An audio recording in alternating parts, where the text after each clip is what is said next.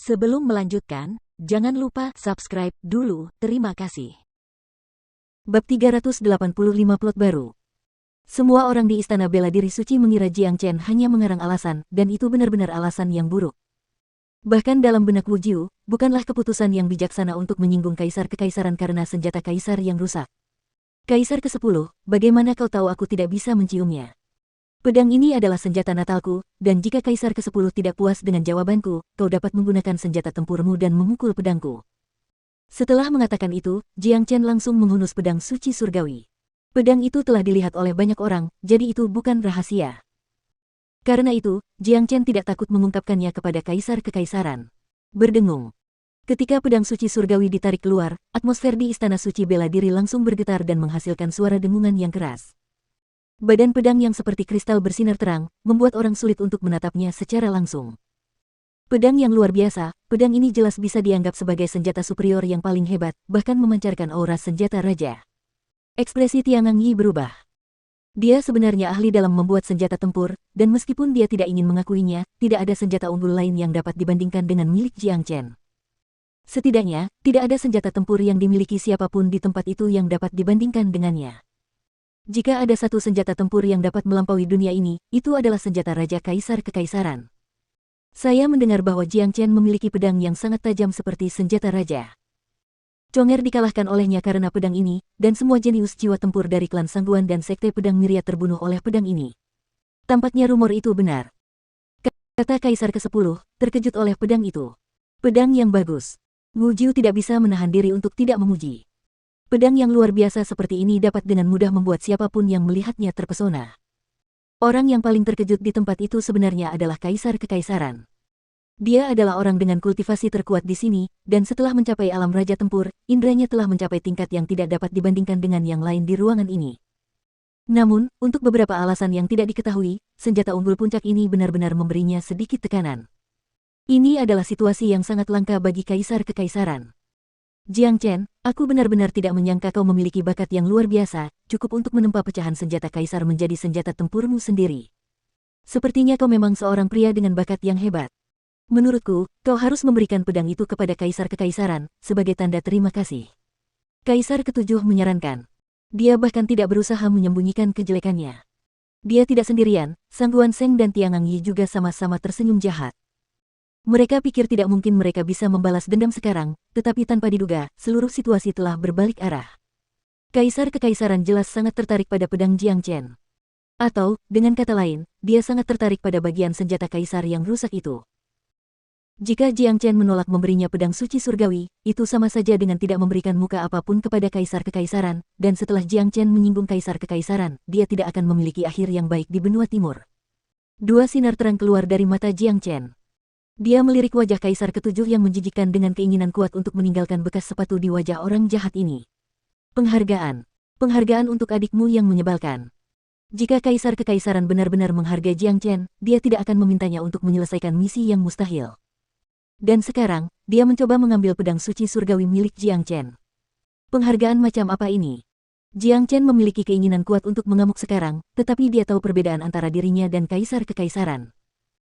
Ini bukan saatnya baginya untuk berselisih dengan Kaisar Kekaisaran, tidak ada manfaatnya melakukan itu, dan Jiang Chen tidak lagi penyendiri, dia memiliki keluarga dan teman, jadi dia perlu berpikir dua kali sebelum membuat keputusan apapun. Pedang ini adalah senjata natalku. Aku yakin Kaisar Kekaisaran tahu apa itu senjata natal, itu terkait dengan hidupku sendiri, dan jika aku memberikannya kepada orang lain, aku akan menderita cedera serius. Kaisar Kekaisaran adalah penguasa tertinggi yang duduk tinggi di atas segalanya, dan kau memiliki senjata raja yang perkasa. Aku yakin kau tidak menginginkan pedangku. Jiang Chen mengembalikan pedang suci surgawi ke dalam cincin penyimpanannya, lalu menengkupkan tinjunya ke arah Kaisar Kekaisaran sekali lagi. Cahaya dingin yang samar keluar dari mata Kaisar Kekaisaran, dan meskipun sebenarnya samar, Jiang Chen masih menyadarinya, membuatnya merasa gelisah. Jiang Chen, kau terlalu banyak berpikir.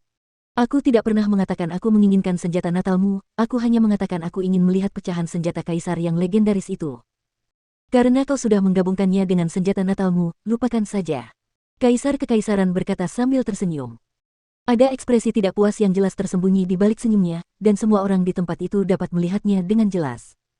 Baiklah, itu saja, kalian semua boleh pergi. Kaisar Kekaisaran melambaikan tangannya dan menghilang dari istana. Kakak Jiu, ayo berangkat. Jiang Chen berbalik dan meninggalkan istana Martial Saint dengan suasana hati yang buruk. Tak lama kemudian, dia menghilang dari langit di atas dinasti Martial Saint. Beruntung sekali dia berhasil lolos kali ini. Kaisar ketujuh mendengus dingin. Meskipun dia berhasil melarikan diri kali ini, bukan berarti dia akan bisa melarikan diri untuk kedua kalinya. Orang ini tidak menghormati kaisar kekaisaran, akhir hidupnya tidak akan baik. Kaisar ke-10 berjalan keluar dari istana sambil menyeringai. Sang Guan Sheng dan Tiangang Yi saling berpandangan.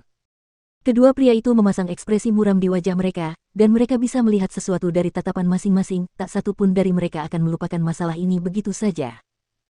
Perasaan tidak mengenakan antara Jiang Chen dan Kaisar Kekaisaran juga membuat Wu Jiu dalam suasana hati yang buruk, tetapi dia tetap merasa bahagia untuk Jiang Chen karena saudaranya telah lolos dari hukuman.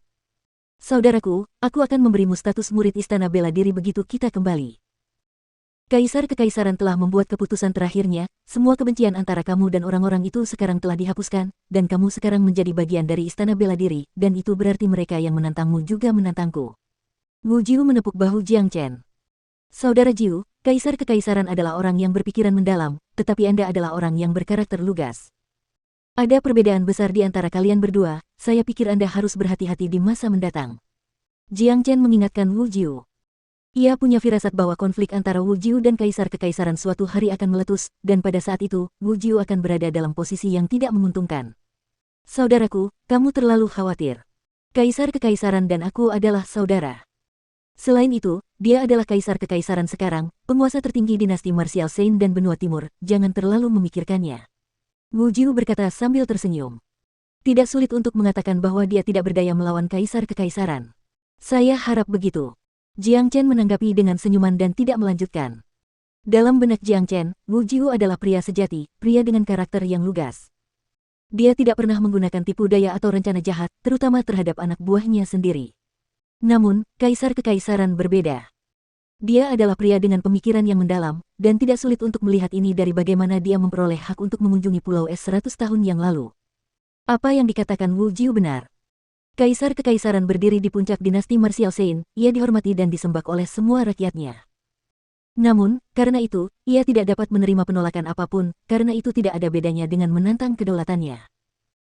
Terlebih lagi, Kaisar Kekaisaran sangat membenci ketika seseorang menyebutkan hak untuk mengunjungi Pulau Es 100 tahun yang lalu, hal itu selalu membuatnya merasa seolah-olah apa yang ia dapatkan hari ini diberikan kepadanya oleh Wu Jiu. Mentalitas ini melahirkan perasaan buruk terhadap Wu Jiu, dan sekarang, karena Jiang Chen, perasaan buruk ini menjadi lebih buruk. Jiang Chen tidak menyebutkan apapun tentang ini, karena dia tahu tidak ada gunanya memberitahu Wu Jiu. Tidak mungkin untuk menghilangkan perasaan tidak enak ini, dan Wu Jiu juga tidak akan menerima kata-katanya. Satu-satunya hal yang perlu dilakukan Jiang Chen sekarang adalah meningkatkan kultivasinya sesegera mungkin. Dia benar-benar benci perasaan hidungnya ditarik oleh orang lain. Selain itu, tepat setelah Jiang Chen keluar dari gerbang utama Istana Bela Diri Suci, sebuah tujuan baru muncul di benaknya. Dia ingin menggulingkan dinasti Saint Bela Diri dan menjadikan Wu Jiu menjadi Kaisar Kekaisaran. Tentu saja, ini adalah tujuan yang sangat besar, dan jika Wu Jiu mengetahuinya, dia mungkin akan tersandung kakinya sendiri dan jatuh dari langit. Namun, Jiang Chen terpaksa memiliki tujuan ini, karena Kaisar Kekaisaran saat ini adalah orang yang menakutkan. Kaisar ini pasti tidak akan memberi Jiang Chen dan Wu Jiu waktu yang baik. Dia tidak membunuh Jiang Chen hari ini karena dia peduli dengan harga dirinya sendiri, dan tidak ada peluang bagus untuk melakukannya. Jiang Chen percaya bahwa begitu dia memiliki alasan yang sempurna, Kaisar Kekaisaran akan menyingkirkan Wu Jiu tanpa ragu-ragu.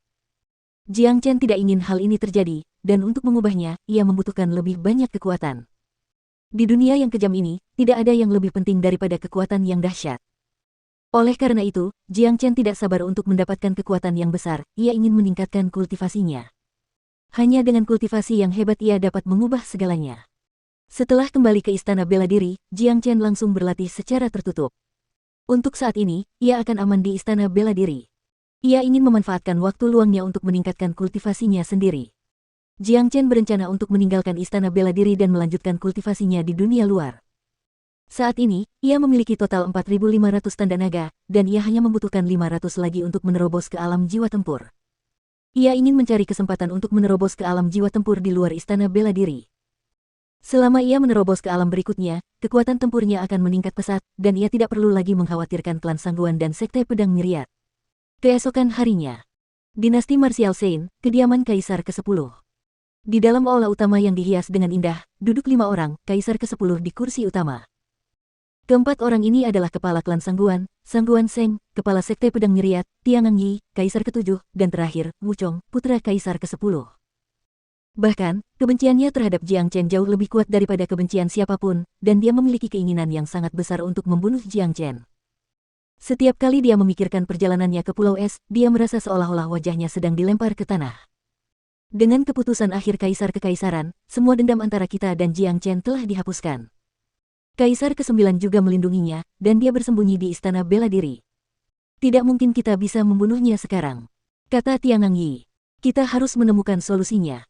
Orang ini memiliki bakat yang luar biasa dan sangat menakutkan, meskipun saat ini dia baru berada di puncak alam inti ilahi.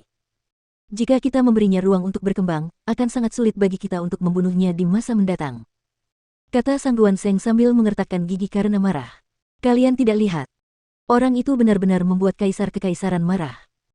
Meskipun Kaisar Kekaisaran tidak dapat melakukan apapun padanya saat itu, dia mulai tidak menyukai Jiang Chen, yang dapat kita lihat dengan mudah dari misi yang diberikan Kaisar Kekaisaran kepadanya. Karena itu, karena dendam lama telah dihapuskan, mari kita ciptakan dendam baru, kata Kaisar ke-10 dengan senyum kejam di wajahnya.